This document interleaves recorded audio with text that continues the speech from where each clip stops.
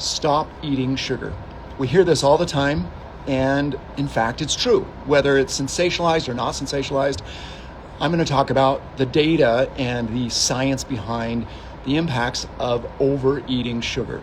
I'm not going to go into the addictive properties or the complications that we know related to diabetes and insulin resistance, although they are very, very impactful. We're going to focus on some of the mechanisms and some of the details behind why we need to stop eating sugar in a hopefully a very simple way.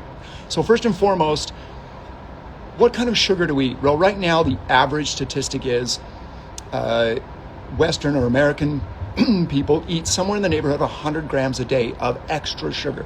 These are sugars added to processed foods, the drinks we consume, the treats we may be accessing. Certainly processed foods is the largest chunk of it. This is so much greater than our ancestors. Our ancestors ate anywhere from 8 to maybe 20. Furthermore, that increase in sugar, or let's talk about our ancestors, they didn't have the availability, meaning that sugar oftentimes came from a very complex carbohydrate source like fruit or honey or some nectar, things that they could gather, things that they could grow, beehives they could maintain. This is a very different situation than 100 grams of pure refined sucrose, fructose, and the like. These are very dangerous compounds, especially in these concentrations. Now, without going into all the metabolic issues, which many people have talked about, it is a very common topic, and hopefully you've been exposed to so many of these concepts, and you're at least aware of the fact that we don't need to eat more sugar. We need to cut back sugar. So what does that mean from a microbiome standpoint? So a number of studies have been done, and I encourage you to go look some of them up wherever you can. You can use AI, you can use your resources. And there's kind of two areas where they're found. One is when we look at carbohydrates and restricting them in our diet, we then have to consider the number of diets available in doing that. We have ketosis, we have carnivore, we have the Atkins and the paleo, and these are all diets aimed at reducing our carbohydrate intake.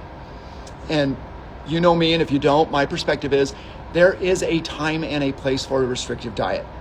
And I'll get into more of that later. Not this time, but in more depth, if you go to my Alimentum website, the YouTube channel, Alimentum Labs, there will be deeper dives into these concepts. But here I want to summarize that these diets have a place and they're very useful for a very specific purpose, but they're very hard to do. So for all of you that are working on transitioning from a less healthy diet to a more healthy diet, the easiest way to start that process is cutting out your excess sugars, any foods that contain added sugars, which means that you can still maintain a level of tubers, the starchy foods at a level, the fruits that you enjoy with all the other compounds, the colors and blueberries and kiwi and the like. So we want you to maintain those as a first step to creating a better journey in your diet. And what's been shown in the research, and I'll go through this hopefully in a very clear way, that when comparing a very restrictive diet to a no more free sugar diet, the impacts on the microbiome were much less harmful, meaning that the microbiome survived in a healthy way. A lot of the healthy microbes did not change when the clinical trials restricted the sugar intake. So a lot of the healthy microbes were maintained. In fact, the unhealthy microbes, and in many cases pathogen, they were the organisms that were actually reduced in count, reduced in number. But overall, what we call diversity quotients were maintained relatively well. That isn't true when you increase or when you go onto a more restrictive diet. You see a lot of greater rearrangements of the microbiome. And that can also lead to greater symptomatic outcomes. So if we return back to restricting sugar, we reduce the number of symptomatic outcomes if we're on a journey. It's the best way to start the journey, cut out sugar, because the microbiome doesn't change. And there may be even reasons you do it, like a FODMAP diet, which is the fermentable oligosaccharides, disaccharides, monosaccharides, and polyols.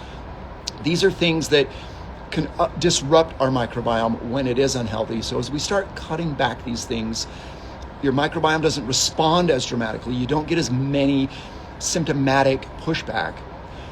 And yet you certainly dynamically change your metabolism. You start metabolizing fats a little better. If you add a little protein, a little excess protein to this concept, you start creating a whole series of pathways that help you build muscle, burn fat better. You're restricting the insulin response, so it becomes more sensitive. So metabolically, it's better.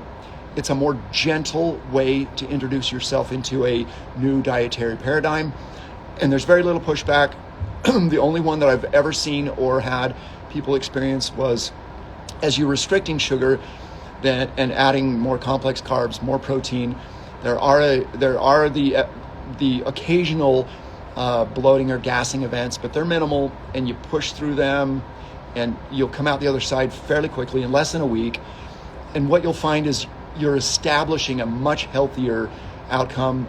The microbiome isn't changing like it does with the other dietary interventions, and it sets you up with a healthier microbiome as you then endeavor to create a healthier diet plan, adding back what we consider more protein, better fats, and better fermentable carbohydrates. And you certainly don't experience going through this process what you would if you just dramatically change your diet, where there are always symptoms and outcomes that are hard to push through. Start with removing sugar, and your microbiome will not only love you for it, it'll pay you back by making the journey easier and giving you that benefit and allowing you to move into more complex carbs, complex diets without the pushback. So again, thank you. When you want to go into deeper dives, please visit the Alimentum. You know that I'm associated, that's a disclaimer. And certainly questions, posts, we look at those regularly. We really enjoy giving out information, and I appreciate your time. Thank you much.